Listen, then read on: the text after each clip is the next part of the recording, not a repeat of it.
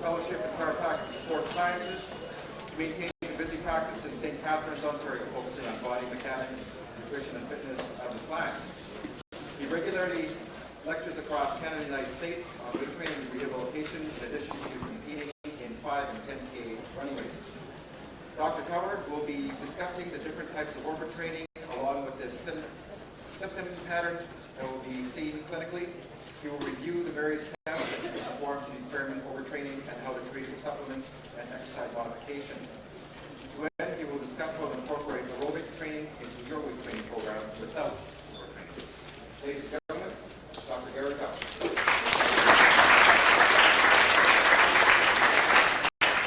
Thank you very much. It's an honor to be here presenting amongst so many fine presenters, and I count it a privilege to be here.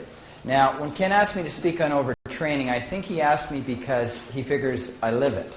And we've had so many conversations in discussing our training. Ken and I go way back. We actually were presenting together strength training for about the last 7 or 8 years for both the Canadian Memorial Chiropractic College and the ACES Rehabilitation Program.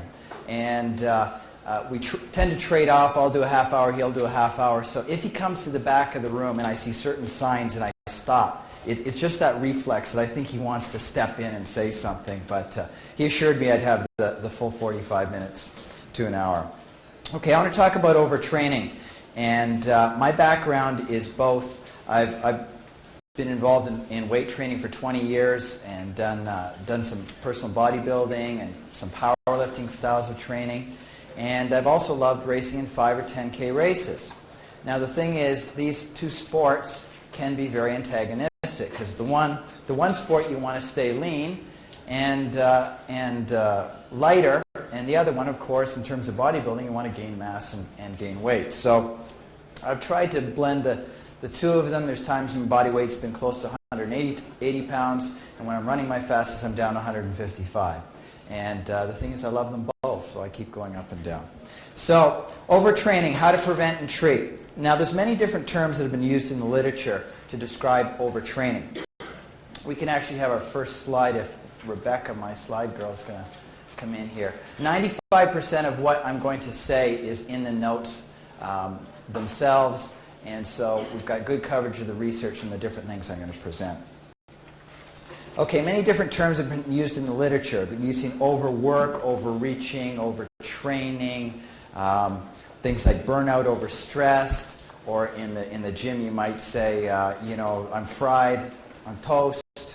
And so we need to establish a baseline of what we're talking about. And there was a big seminar at the International Conference on Overtraining in Sport that was held before the '96 Olympics. And the world's best trainers got together for that, and the whole discussion was on overtraining. And they dealt with strength athletes, endurance athletes, and what they came up with were some definitions, and further to that, what they came up with was this book, which is Overtraining in Sport by Kreider, Fry, and O'Toole, which much of what I'm presenting today is in. This is like each chapter, there's about 15, 20 chapters. Each chapter has like 100 of the latest references. So most of my referencing, rather than reference each article, I end up referencing this book, and you can go back.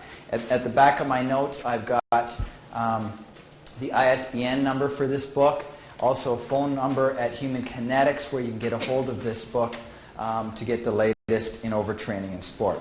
So let's look at two key definitions. Overreaching.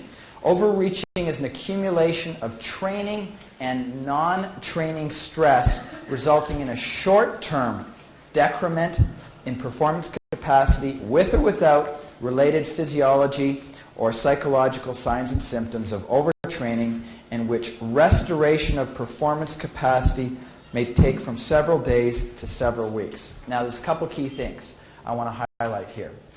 You can't really see that very well. I think my charts will come. Good thing you've got it in the notes. A couple key things here. It's accumulation of not just training, what you do in the gym or on the track or on the road, stress, but it's also non-training stress. And that's been very critical in my own brushes with overtraining. Resulting, and by definition, a short-term performance decrement. To have the state of overreaching or overtraining, there has to be a performance decrement. So in other words, if you're a power lifter, your max, or what you do, your 5 RM, is decreasing. If you run intervals on a regular basis, you can't keep up your interval time. Or your certain race paces that is where you would expect to be, you start to see decreases in that as a result of your training load. So overreaching or both overtraining have to have a decrement in performance. And finally, you can have all these other signs and symptoms that go with it. And the key thing here between overreaching and overtraining is the restoration of your performance with overreaching will just take several days to several weeks. So in other words, you're overtrained, you can't produce, but your recovery is days to week. Now, overtraining is different. Same definition, the accumulation of training, non-training stress with or without signs and symptoms, decreased performance capacity, but now it takes weeks or months to get out of the hole. Okay? Now, here's the challenge. Because the signs and symptoms of both things are similar, the question is you kind of don't know when you're there till you're there and realize you're burnt out and it's taking a long time to get out of it. So that's the whole challenge with doing research in this area. Much of the research was actually done on endurance runners. And there's certainly is some with strength training as well. And so during the research, they would try to produce overtraining, or more appropriately, overreaching, because you didn't want to, would you volunteer for a study like that? Hey, yeah, I'll do my 1 RM every day and burn myself out, not knowing if I will recover or how long it will take. Certainly at my age, definitely wouldn't volunteer for that study. But there are people who do, and that's good, so we've got some information here. So that's the difference. So you can see there's a training continuum there between undertraining, optimum training, overreaching, okay, there's a point of return here, and overtraining, which takes longer to get back your performance. Could I have the chart, the next chart? Okay, so simply put, on a graphic form, we can see performance on the left. At the bottom of volume and intensity of training, we're looking for that. This isn't in your notes, by the way. This is just to put things graphically. We're looking for that optimum training right in here. We don't want to be down here, and we don't want to end up here. So what is that range? Well, that is the goal of every coach and athlete and person in strength training is I want to work as hard as I can, but I don't want to do too much. And I don't want to be under either. And there's different things that determine how big that window actually is. Go back to the first slide. Now, there's major symptoms of overtraining as indicated by their prevalence in the literature. This is kind of an exhaustive list, and I'm not going to read them all, but let's hit some key ones. Key, number one, you have to have decreased performance. Inability to meet previously attained performance standards or criteria. Now, that in itself is an argument for keeping a training log. How do you know how you got there if you're not recording what you're doing? Okay, if you're really serious, you need to keep that training log, maybe a dietary log. You may not do it all the time with your training, but certainly during real intense periods, intense athletes, you've got to keep that log, because how do you know what you're doing at the time? And I've got some other really neat charting ideas for you later on. Recovery's prolonged. You have a reduced toleration of loading, decreased muscular strength, decreased maximum work capacity. You can lose coordination. This is interesting here. Reappearance of mistakes already corrected. So if you're working with a skilled athlete and they're overtraining, you might start to see some mistakes creeping up again. And then we move on and see changes in blood pressure and body fat and some other things there. I'm not going to go over all of them, but that you have them there in your notes. Can I have the next page? Other things at the top of the page, things like headache, nausea, stomach, GI disturbances. And then there's the psychological things that you can have. Depression, feelings of apathy, decreased self-esteem. All of these things, really, when you look at overtraining, is a stressing of not just the muscular system, but the neuroendocrine system as well. And so the body just can't respond. Immunological, increased susceptibility to severity in this illness, colds, and allergies, flu-like illness. Well, one of the signs of overtraining is people get sick real easy. And I've got some literature quotes later on that talk about the things that increase the risk of us getting a cold. Interestingly, down here there's one-day colds. Typically, you get a cold that can last, 4 days, 7 days, 10 days, and discolored mucus and so on. But you get these one-day colds that you feel like you're coming down with it, you have a rest day, and boom, you feel good the next day. You go, I like this. So that can potentially be a sign of overreaching or overtraining. And then there's biochemical things, negative nitrogen balance, hypothalamic dysfunction, flat glucose tolerance curves, all these kinds of tests that can be done.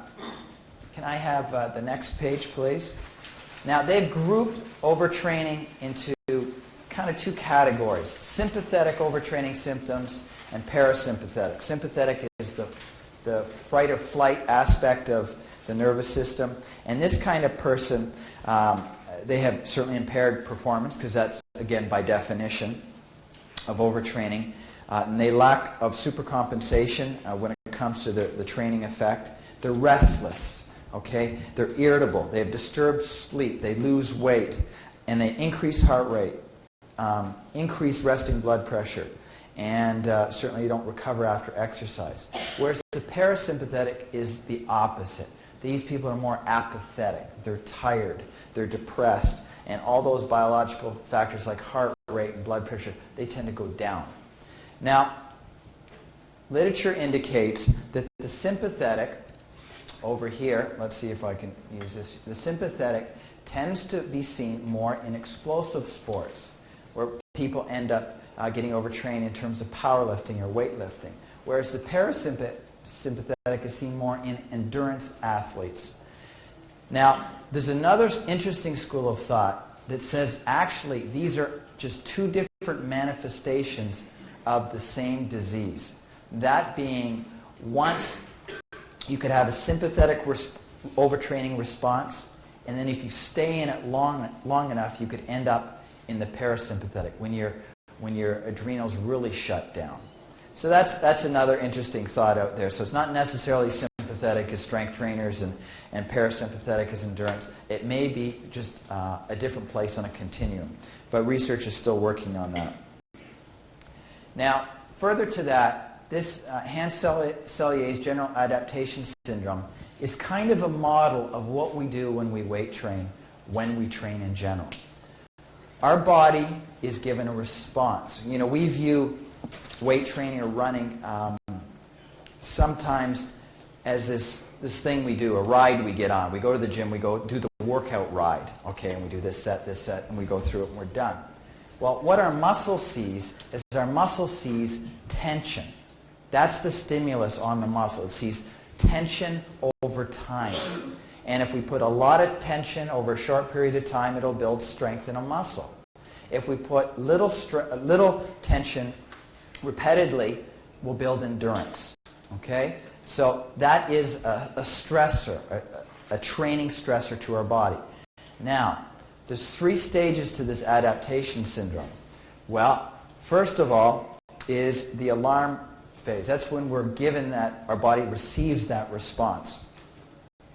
Well, and what happens is we actually are weaker after we do training, immediately after doing training. And then our body, in response to that, there's the adaptation phase where we build up afterwards. And what happens is, again, looking at the chart there, at first, okay, the weight training stimulus, we actually get weaker or our performance decreases, and then we respond to that, and now we have a new level of performance. I'm sorry that the lettering didn't come out, but again, these are in the notes. Well, what happens in the overtraining state using the same model is we just keep going down here, and we head into this exhaustion phase here. Our body can't fight back. It can't supercompensate and get stronger after the stimulus. So that's something we have to keep in mind. Now, next slide. Let's look at the factors involved with overtraining for strength and power athletes. In general, overtraining is caused by mistakes in the training program. And it's interesting. As much as we may know, what we know and what we do are sometimes two different different things.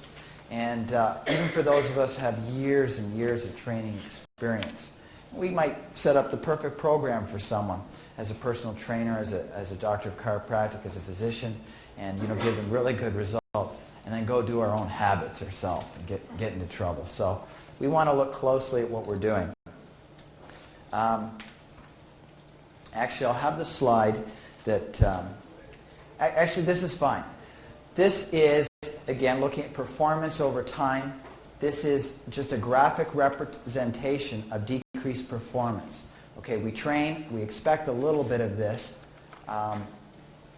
originally, and going back up to a new plateau, and that's great. But here in overtraining, what happens is our performance keeps going down. Can I have the next slide? I think it's a similar graph. What we want to be doing is training, slight decrement in performance up to a new plateau, and keep going up to new plateaus. So again, another graphic representation of what we want to be doing with our training. Now I'll have the next slide.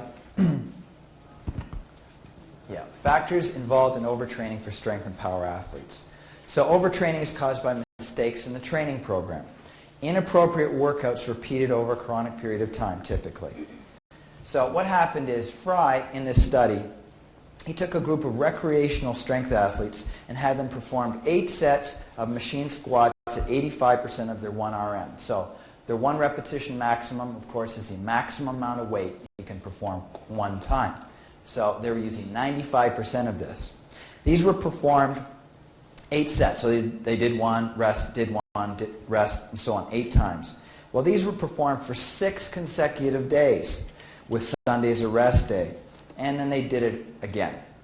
Well, the results were this. There was no reduction in the 1 repetition maximum were observed, but decrements in isolated knee joint isokinetic torque production at 6 degrees per second, in other words, power, and increases in sprint times and agility speed to the non-dominant side were measured. Now, that's a direct quote. Now, the interpretation is this. In this particular study, the goal was, we got to produce overreaching. Well, by definition, you've got to reduce the 1 RM. Well, they didn't do that. But what they did do in this study was they found that with this kind of overtraining style, they were able to reduce power. So power was definitely inhibited. And the other thing that was inhibited was agility and sprint, their ability to run quickly, their sprint times. Now, the net result is the body protects high force production of the 1 RM with that 1 day of rest. So Fry said, okay, my goal is to produce overreaching. Let's do it. So this time, set up another study, and after a warm-up, he says, now I'm going to make them do 10 sets, but this time we're going to use their 1 RM, and we're going to do it for sure this time. Well, this resulted in a significant decrease, greater than 4.5 kilograms in their 1 repetition maximum performance. This is after 2 weeks. So in other words, they got weaker and weaker and weaker. They could not produce. And this happened in 73% of the subjects. But interestingly enough, 23% of these subjects decreased less than 4.5 and were in some cases still making progress and not yet in an overtraining state. So the idea is we're all different. We all respond to training stimulus differently. And we need to keep that in mind when we look at designing training programs. So let's look at some of the mistakes in training. First of all is the choice of exercise. This is a great study by Newton, and we have to determine what is the goal of the exercise. Are we training the muscle in a bodybuilding sense to build muscle, or are we training the motion for some kind of sport where we need power or push, football or hockey or whatever it may be? Because it's different. The one's about gaining muscle size and definition and shape, and the other's about having that force and that explosive power. Well, in this study by Newton, he was examining bench press, and he looked at the rate of the pushing with the bench press, and he found that inappropriately hanging onto the bar and trying to perform fast speed repetitions resulted actually in deceleration of movement and a reduction in power. Whereas he found in the subject that used the medicine ball, where there was a release at the end of motion, they were able to increase the power. So if you take one isolated study here, it would indicate that if you want to build that power, you want to do your bench, But if rather to build your strength, you want to do your bench press. But in order to take it to that power, you want to make sure you get some medicine ball or plyometric kind of training. So that's one particular mistake in training, the choice of your exercise. Is it directly proportional to the goal you want? The next is order of exercise. If you put squats first or last in your workout, it'll determine how much you're going to lift. Well, if that's really important to you, you want to stay fresh and have it earlier on in the workout. And your plateau in training could have to do with the order you're doing your exercises in. So another simple but key point. The intensity of the exercise. Intensity of a resistance exercise interacts also with the volume of the volume of the training session. So to get volume, you look at sets times reps times intensity. Now, typically, a repetition of maximum is used, whether it be a 5 RM or a 10 RM. And both too rapid a rate of progression and too high a volume with little time to recover lead to overtraining. So in other words, too much too soon, okay, in terms of volume, or too heavy too fast. Both 18 to 25-year-olds, boy, you could do some really punishing things to your body and seemingly get away with it. But after the age of 30, you notice, you pay. You got to really train smart to keep progressing. Agreement out there with that one? I'll hold the questions till the end, and then we can deal with those. Number of sets. If too much work is done too quickly, overtraining can occur just due to a lack of tissue recovery. Total work is too great if excessive soreness and residual fatigue does not disappear within 48 hours. That's a quote. So, do we measure, man, I had a great leg workout, I was sore for 5 days. Is that good? Is that a sign of macho, I worked really hard? Or is that a sign of maybe I'm overtraining? Okay? So, we want to keep that in mind as a sign. Next slide. The other thing is the amount of rest between sets. Therian did a study in '91. And he demonstrated that state anxiety increased prior to short rest workouts, and anger with the associated pain that can also occur. So he did a study, and he told these lifters, okay, you're having short rests, 30 seconds, 60 seconds between sets. And he found these people were charting their feelings and their states and stuff surrounding their training, and they measured these guys were getting anxious. They didn't want to do the short rest stuff. They wanted to rest between sets, and they found they were getting anxious and irritable. Dr. Ken Kanak and I have trained on occasion. I tend to be the short rest guy, and he's the rest. I mean, I just talk about a short rest workout, and he's starting to get anxious on me. The other thing they found is workouts that use multiple exercise and multiple sets along with a 1-minute rest period, you can actually increase the blood lactate to greater than 20 millimoles per liter. And what happens is the hydrogen ions and lactate itself have direct links to muscle fatigue.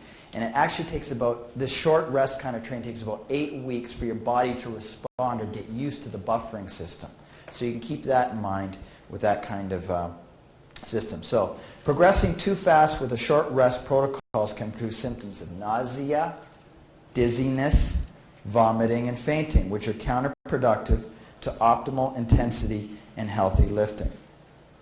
Overtraining can also occur in maladaptions from too great, so you get this lactic acid buildup and an acid load too early in the program, and you can also get the buildup of free radicals and elevated cortisol that can further contribute to tissue breakdown. So in other words, folks, the quality of the workout is not determined by did you puke or not. Okay? So the question is, do you need to carry this around when you're doing your squats? Yes. Well, okay, every now and again maybe, but the literature disagrees with you there. Now, interestingly, now let's put them both together. There's some studies that they want to say, what happens if you strength train and endurance train? You know, in the gym, in the typical fitness world, we're all doing, you know, some cardio to burn some fat, some strength training to build some muscle metabolism. Well, what happens if you take them to this extreme and really push?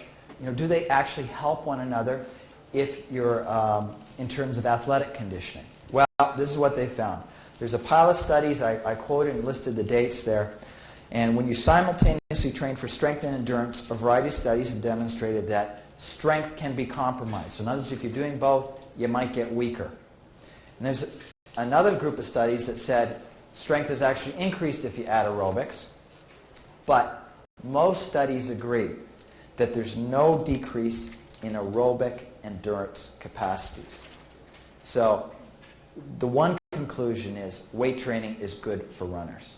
Okay? They did not, now I'm not talking about getting really big, but in terms of maintaining some muscle mass and strength for tendons and so on, it's important, certainly during an off-season to add some weight training. So a couple of studies have demonstrated that strength and endurance did actually attenuate or compromise performance. Now the physiological mechanisms that may mediate such adaptation responses to stimulus remain unclear, but the stimulus to the muscle fiber is related to alterations in neural recruitment, so not how the nerves cause the muscle to fire, and the attenuation of muscle hypertrophy, slowing down the muscle growing. And such physiologic alterations may, in fact, result in overtraining. Now, this is a handful, this next statement, but it kind of gives us a picture of what happens at the microscopic level in the muscle. High-intensity strength training creates a stimulus for muscle hypertrophy, gets bigger, via increased protein synthesis, so more protein is made up in the muscle, and accretion of contractile protein, it collects. Now, whereas oxidative or endurance training stress causes a degradation and a sloughing of myofibril protein, muscle getting smaller, to optimize the kinetics of oxygen uptake, because that's the goal of endurance training. And anabolic and catabolic hormones play a key role. So here, we've seen the runners that tend to be really, really lean. In some cases, those of us involved in weight training might even say anorexic looking. But the result of a lot of endurance training is the muscle actually shrinks. So my initial statement of weight training and a lot of endurance running is truly antagonistic if your goal is to get really big. If your goal has to do with being a sport, having to do with a sport that involves aerobic conditioning, well, you have to do both, and you've got to get the best of both worlds.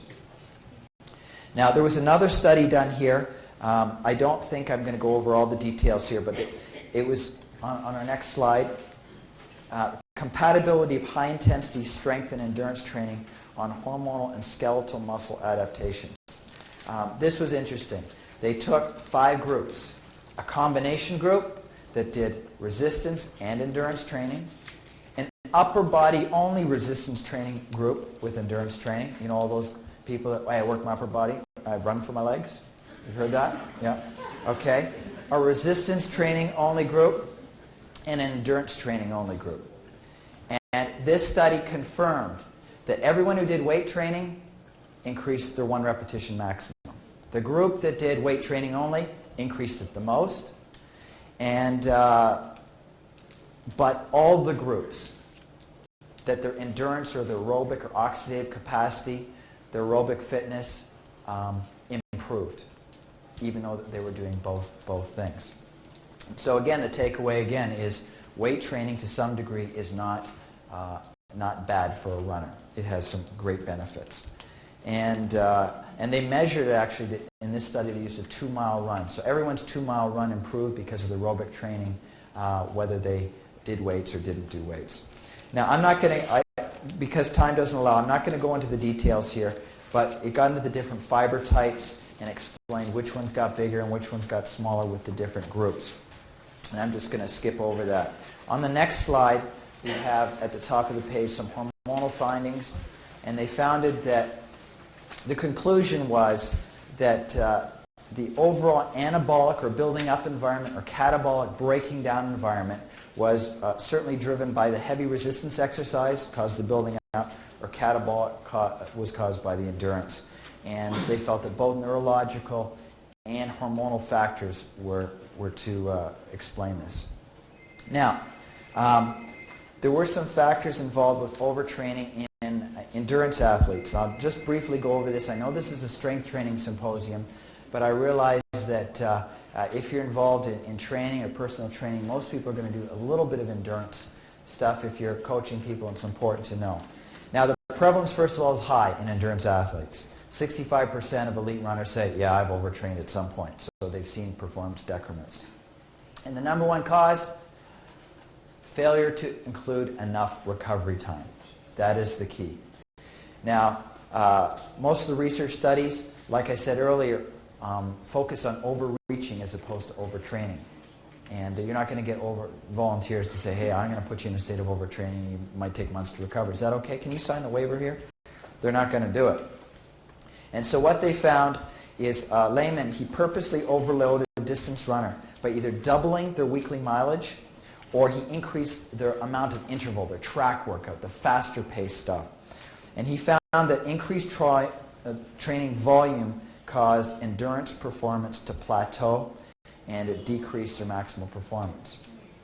Now, again, the key thing is adequate recovery is stated in the literature as being important. And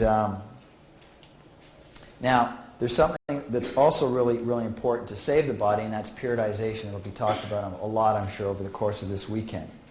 The other thing in terms of a runner that's really important is tapering. The technique of tapering is reducing the volume of training, say the last week or two, particularly the last week before your competition. And I treat a lot of runners in my clinic, as well as weight trainers in different sports, but particularly runners. And if you want to set a PB, tapering down your volume that week is really, really important.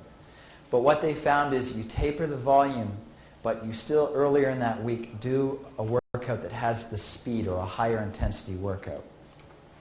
And do I have the calendar chart next in the notes? There's one with a calendar on it. You can put that up. You're not going to find it in your notes. You don't have to shuffle forward here. It might be at the very end. It's just a September calendar. I personally am involved in weight training a couple times a week, and I typically run 3 times a week. And then I got it in my head this summer that I really want to do a triathlon. So then somehow I had to work in some swims and some bikes and so on. So if we can slide it to the left at first. Now this was last week and I did the Niagara-on-the-Lake Duathlon, which was a 4K run, 23K bike, 4K run.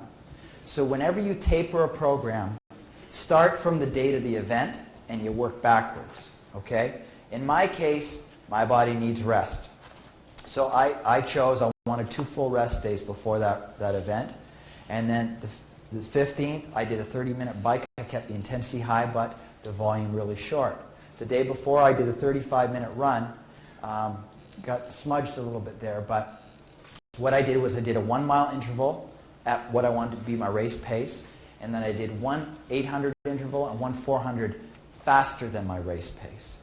But normally in my track routine, if you go up to the 9th, I did a track, I did a 1 mile, and I did 5 800s and 2 400s. So what I did was I just kept my body in touch with the intensity of the speed without overdoing it. So the volume was cut way down. And the day before I did my full body weight routine. And the Sunday, you do a transition workout with triathlon training because you change from running to biking. So you have to practice changing your shoes. And it sounds like, yeah, well, yeah, you do. In fact, what you do is you put elastic laces in your shoes so it goes faster. So you don't have to do them up. So you just quickly flip them on. And the other thing is when you get off the bike, your legs are pumped. Your quads and your ham just this big pump. And then you got to run. I don't know if have any of you tried running after you get off your bike? It's like your legs are tree trunks and they just like won't go. Well, you have to work on pushing through that. And so the purpose of a run, bike, run workout is to teach your body to flush your legs and to push through that to get right up to your pace. And so I ran 2K, I biked 8K, I ran 2K, biked 8K, ran 5K at the end. And you set up your backyard or a park as a transition. You practice your shoe change, and you want to get that down to less than a minute if you can. You know, some people get it down to like 30 seconds. So I did that. The day before I did a 25K bike, and I did the weights before my big track workout. The 8th I had a rest day. And then another heavy volume day, the 7th, I biked 28K and ran 11 the day before weights. And my bike run the week before, again, was the highest volume workout I did, okay, where I did 2, 8, 2, 8, 2, 8, and 7. That was about a 2-hour workout. The following week was about an hour and a quarter, which was similar to my actual race. And then going back further. So the general principles when it comes to a taper are, again, you find the race, you work backwards, add your rest day, and you reduce your volume. Your big week of training may be the week before, the week previous to that, where you peak, and then you want to taper down if you want to set a personal best. And it was a good race. Things turned out well for me. It was my first, actually, duathlon. I did one try, and I've done many, many runs, and so I was very happy with my performance there. Okay, if we can go back to the sheet that talks about factors involved with overtraining endurance athletes. Right at the bottom there, another quote for strength. It says, strength development enhances running economy. That's actually what it does, which means you can run longer at the same speed. So running economy is being able to run longer at the same speed or run faster over the same distance. And the other key thing is it protects against injuries. When you weight train, one of the effects of weight training is not just the muscle gets bigger, but it increases tendon diameter. And because so many of the overuse injuries I treat with patients has to do with tendons and ligaments, if you can increase their diameter by putting a heavier stress on it in the winter months, doing calf raises and leg press and so on, it can really benefit later on the study, later on the season rather. Next page. Now, increasing endurance training versus increasing training intensity. In summary, Lehman did a study. He said, okay, in the first one I'm going to take this group, same group of people, and I increased their volume. What he did was he increased the amount they were running 100%, their training volume 100%, and most of the increase was increases in long distance. And then a year later he did a comparison study where he only increased the intensity about 100% and the overall volume was only about 30. And this is what he found when it came to runners. I found this really interesting. When you increase the volume, what happens is performance incompetence. In other words, they got slower. Happened. And they had a very high complaint rating. You know, they said, you know, when I run, I got no gas. I can't go. You know, it's just, the tank's empty. I just can't make my feet move. And the complaints about aches and pains. Whereas the high intensity group, what they found is, first of all, they improved their submaximal and maximal power output. The complaint rating was at a moderate level. They still had some aches and pains, but they weren't as bad.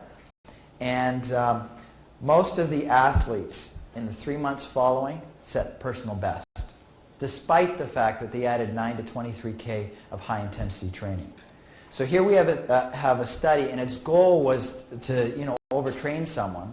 And what they did was it actually improved their fitness when intensity was increased, as opposed to when mileage was increased.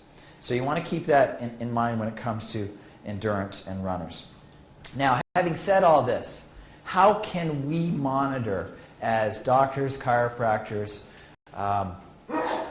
personal trainers, coaches, how can we monitor, what are some simple tests we could do to have some signs, some inklings that someone might be overtraining? The number one is we want to keep the training diary and log. If you don't know what you're doing last week or what your times were or what your lifts were, how can you compare if you're going up or down? So that's number one. And keeping that dietary log is important too, because you might be low on protein or skipping meals, and if your goal is weight gain, so you want to see exactly what you're doing. The other thing is there's a study done, and they looked at something called a well-being rating. In other words, how you feeling? How you doing? And they devised a chart, and I added some things when it has to do with strength training, and they rated things like quality of sleep. Okay, was your sleep tonight really, really poor, or was it great? Your fatigue. You know, I feel good today, or I feel energetic. Your stress level. I'm stressed or I'm not stressed. Muscle soreness. Am I sore today? Not so sore. Strength. Am I feeling really weak or am I feeling really strong? And occurrence of illness. Did I have a cold that day? Was I feeling stressed out? Now, that may seem simple, but they did a study on some swimmers. And what they found is they tested all kinds of things: blood pressure, resting pulse, catecholamines, which is epinephrine, norepinephrine, and they used this well-being rating. And what they found is that during the taper, in other words, the week before their big meet, that their well-being ratings, that simple chart that we looked at, was one of the highest predictors of how well they would do. So what that says is that our well-being rating is truly potentially a sign of monitoring how are we doing with our training. Now, we've all had workouts where we've gone in and we've felt horrible, and we've had a really good workout. But we've had a lot of days where we felt horrible and we've had a horrible workout. Okay, I think that's more the exception to the rule than the rule, rather. And it was concluded that self-reported ratings of well-being may provide an efficient means of monitoring both overtraining, and they also looked at the recovery of plasma catecholamines may provide an additional objective tool for diagnosis. Except the second test is really, really expensive to do. So let's do the charting. The next thing you can look at is this is called an adrenal stress questionnaire. Now really, when we're looking at overtraining, we need to look at a lot of different organ systems in the body and sleep and so on. But this focuses on the kinds of signs and symptoms you'd see if someone's adrenal gland was getting burnt out from overtraining. Feel tired in the afternoon, itchy eyes. I better look around the room here. How many people are sleeping on me here? And low blood pressure, sensitive to exhaust fumes, can't tolerate much exercise. And so what you do is you can rate yourself. And then you take all those little numbers, the 1s, 2s, 3s, and add them up, and then you put them in that graph at the bottom.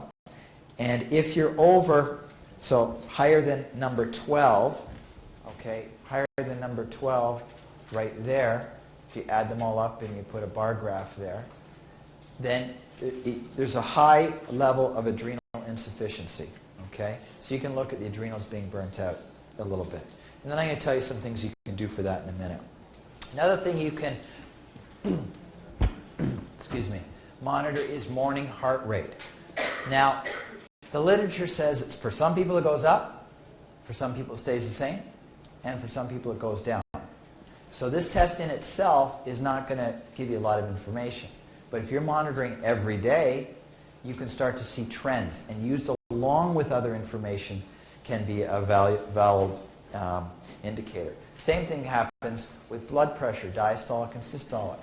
They found that from pre to post season in swimmers, football players, weight trainers, and cyclers, that they found it went up 6 to 10 millimeters of mercury. So again, by itself it may not be a key, but let's monitor it. The other thing is, and this is a really interesting test, is Ragland's test, or a postural blood pressure test. There's these nerves that affect, called the splenic nerves, that affect pressure in blood vessels. And the way this test works is when you're lying on your back and take the blood pressure and have the individual stand up immediately, we should see a change in that blood pressure. Under normal circumstances, the systolic reading will rise 4 to 10 millimeters in standing as compared to supine, or lying on your back. And the failure of this to rise indicates the adrenal gland is not functioning and not causing the splenic nerves to do their proper job. So this is another test that can show signs of overtraining, lying to standing blood pressure. And that's effective. Number 6 is looking at paradoxical dilation of the pupil to light. In other words, if you're under normal circumstances and you put light in the eye, okay, we see a dilation. In the hypoadrenal function, what happens is this dilation and contraction is not sustained. And what happens is the dilation keeps getting bigger here, okay? And so, again, that's another sign of hypoadrenia or low adrenals. Number 7 is Konigsberg test. Now this is, you can buy the test kits. I've got the information, the phone number right at the bottom in your notes here, Professional Health Products. And this is simple test that you can take first morning urine sample, and you add these drops, and you can see if it's hypoadrenal at first or hyperadrenal, and measure on a daily basis or throughout a training period or whatever you wanted to do to monitor someone. And again, this is a fairly inexpensive test that can be done to measure adrenal function.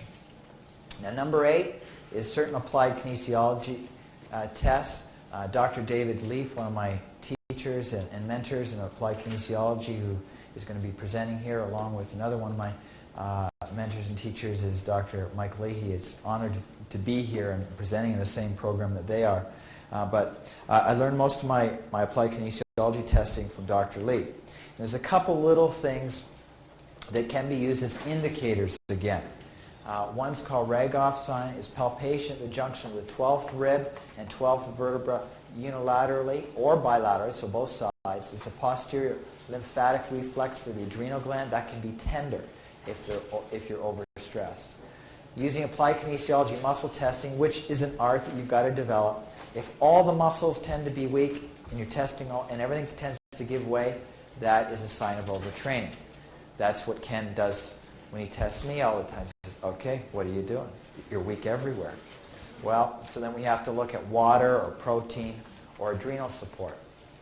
And finally, if a strong muscle weakens, you find a strong muscle, and you look at a bright light or a bright noise, which is a stress to the system, if it weakens very quickly, that is another sign that the adrenals can be stressed. So again, some other general tests that can be used.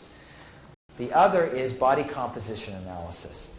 Now, in my office, I use the RGL body composition unit, and this can show percent mass. I think I've got a sample sheet, a slide of that.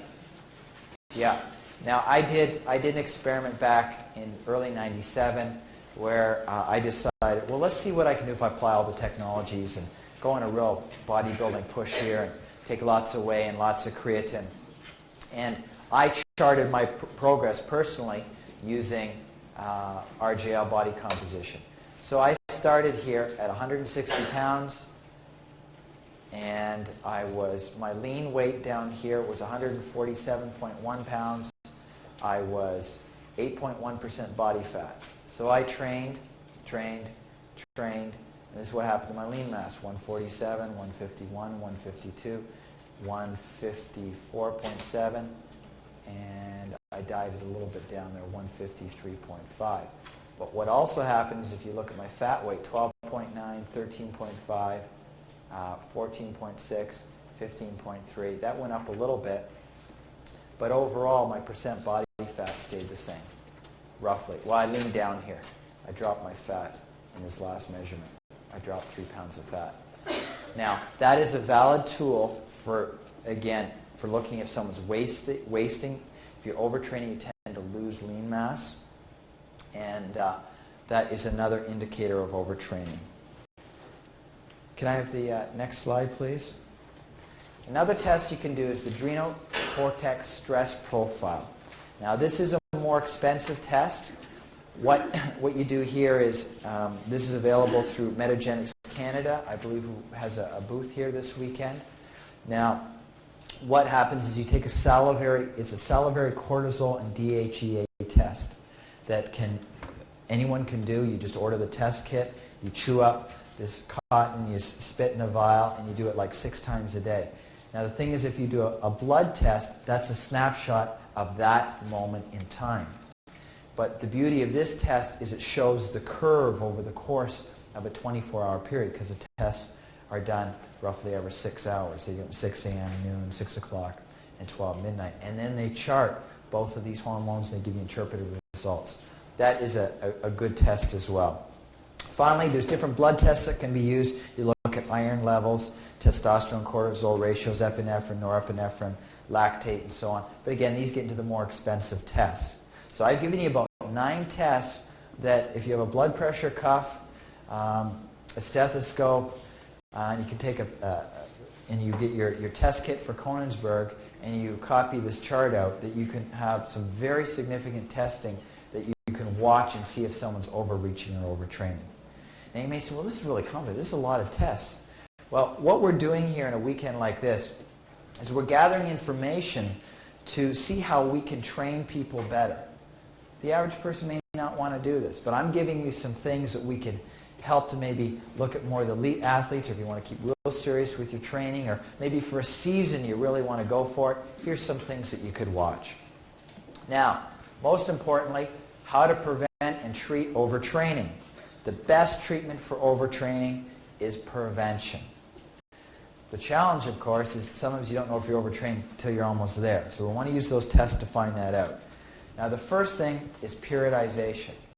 Periodization is the planned variation in intensity of load and volume throughout the training year. The planned variation, not, I think I'll do some curls today. What do I feel tomorrow? I'll do some bench tomorrow. The planned variation. I think I'll go heavy today. I think I'll go light. So what they do, if we can go to the next slide, I've got an enlargement of this with some color on it. Periodization, what they do is they start typically from the competition point and again work backwards. And there's different phases. So this phase here in red is the competition phase. This phase here in green is the pre-competition phase. And this blue is the preparation phase, or they call them macro cycles. And what happens is the whole year is divided up in a cycle to peak at certain times. And the volume of your training increases and decreases accordingly, because you can't just keep going up. You keep training your bench, well, I just want to keep going up. I'm not going to take a holiday. I'm just going to keep going up. Well, literature says if you do the peaks, you're going to keep going to higher peak. If you try to just keep going up this way, you need to back down. Same thing with the endurance runners, getting ready for the marathon, doing the long runs on a Sunday. Key areas to prevent overtraining. Next slide. The next one is you want to allow adequate rest time between a hard training session, whether that's 1 day or 7 days. For a beginner, it's typically 48 hours between a workout, because their intensity is there, but it's not near the intensity of an elite athlete or an intense bodybuilder that's going to maybe train that body part once every 7 days. So depending how intense it is will depend how much rest you need. And same thing with a distance runner. Typically, the high-intensity track workouts for recreational people, once a week. Some might be able to tolerate 2. My body, at my age, once a week. And so the rest is very, very important. Now here's a metaphor that's really valuable in sharing with people as a personal trainer, as a doctor, the whole process of overtraining. Each of us have different tanning abilities. If you take an individual of color with black skin, they have a higher percentage of melanocytes. You take someone average, say like myself, and then you take, say, an albino. And we all go on vacation to Cancun. What happens is the individual from Cancun can stay out, the albino can stay out how long in the sun? 0. They're going to get fried. Me, maybe 15 minutes first time, whereas the black individual can tolerate a couple hours. So when you're talking to a person, you give them a training program, understand that each person has a variation in how they're going to respond to that training. And that's a simple way to explain it to them. If you look at the next point, if an athlete's in a state of overreaching, give them a day's rest. Patient comes in, they're injured or they're overtrained. Say, well, I've got 6 miles planned today. Should I do it? I respond by saying, if you have a sunburn, do you go out in the sun? Well, no. Same thing. If you're overtrained, if you're oversore, and you train that day, does it have any positive physiologic stimulus? No. It only breaks you down further. So take the rest day. You're not going to fall behind. Your body's saying, that's it. Key thing, get enough sleep. Sleep is important for recovery. Immune system function can be suppressed from heavy exertion, inadequate sleep, inadequate nutrition, psychological stress, low caloric intake, and weight reduction. Okay? When it comes to endurance training, they say endurance training, especially over an hour, really can depress the immune system. Number 5, consider the cumulative nature of stress. During periods of high outside stressors, your normal training volume might be too much. I speak from experience. I herniated a disc 3 summers ago now, and I didn't understand why. I teach squatting form. I was in the gym. I warmed up with like 145. I went to 170. Normally I went to about 225 for 20 reps. I was at 170. I did a set of 15, no problem. Do my second set. On my third rep, I feel a squish in my low back. And being a chiropractor, you can say nerves and discs and stuff. I said, well, if you can feel a disc herniation, I just felt it. And sure enough, later on it was confirmed with MRI. I had to give up running for a year and learned a lot about discs. But during that time, I was not overtraining, but I was under a tremendous amount of mental and emotional stress. There's some issues I was dealing with. I was angry, and it was, guess what? That is like doing an extra workout. That can really burn you out. If you've got a lot going on at work or relational stuff, take it easy on your training. That's a time to be careful. Number 6, proper nutrition. You're going to have a lot of that this weekend. In general, there's different equations here. To simply put, I tend to use the body composition analysis and give people a gram of protein for each pound of lean mass per day. And this is a real trick with endurance runners that I see, especially, they're into carbs. What do you eat? Well, I have pasta. Endurance is running. I eat pasta. That's all I eat. Well, they break so much tissue down. They need protein. Simple, a no-brainer. Get some whey protein. I want you to have 1 scoop a day after your run, and especially Sunday after your long run. Now, you could calculate it and do it the fancy way. That's a simple tip that can really help. Carbohydrates, drinks are really important during endurance events. Now, finally, supplementation for adrenal support. This is important. I've seen tremendous value with this. There's 3 products I tend to use. Cortico B5, B6, or C-Panto B5, B6 is high in pantothenic acid. That product is available through Metagenics. I've seen people wasted and stale and running and rowing take this product and really come to life along with the appropriate rest within a week. I've seen some really... this is the one vitamin I've had people come into my office and say, I didn't believe in vitamins before, but I can't believe what that one does to me. So that's important for someone who's highly stressed. Energetics is high in tyrosine, which helps to increase serotonin levels, but you can't take this with a serotonin reuptake inhibitor like a Paxil and so on. But that is important, sometimes more with females with cold hands and feet, because that ties in with the thyroid function. Phytozone is available through Thorn. This is high in ginseng and so on. This is more of an herbal support to adrenal dysfunction. And what I did is at the bottom there, I put the little clip that what's in each of these 3 products. So again, the key to overtraining is prevention. And you've got some tests there that you can look at. You've got some different things that you can do to watch for it. Periodization, cycling is important. Chart keeping is important. So I trust that all of you can train smarter, better, and reach new peaks with cycling of your training. Thank you. If there's any, I realize we've gone over time. I should open it up for questions now. Yes.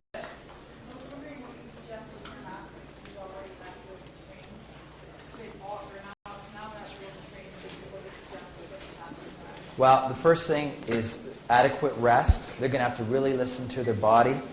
The kind of support mechanisms, nutrition, sleep, and really backing off and training is really what's going to be important. And that's a pretty almost complex situation. Well, I would really have to, that's a real case-by-case kind of question. And certainly you're going to have some reduction in volume. Maybe if they can keep some intensity, but scale the volume back down to 50%, 30%. But each training person has, in their yearly cycle, has that active rest period, where some people may have a longer period of rest. Okay? Yes?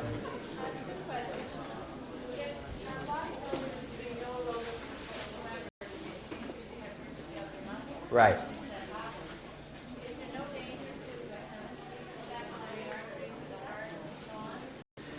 Potentially.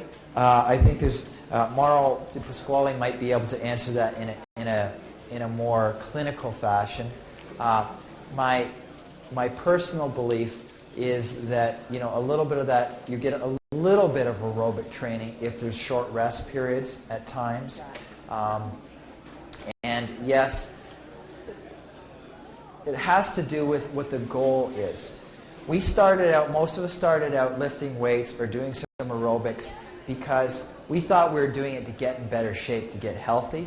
Well, as soon as you pass that point of health and go towards being competitively fit, it's like, yeah, if your goal is to become huge, train hard, and then the next step is, well, if the goal is only huge, well then we'll take certain drugs, take anabolics. So we cross over from that health thing, and so it really depends on what the goal and of the person, the individual is. Potentially. I'm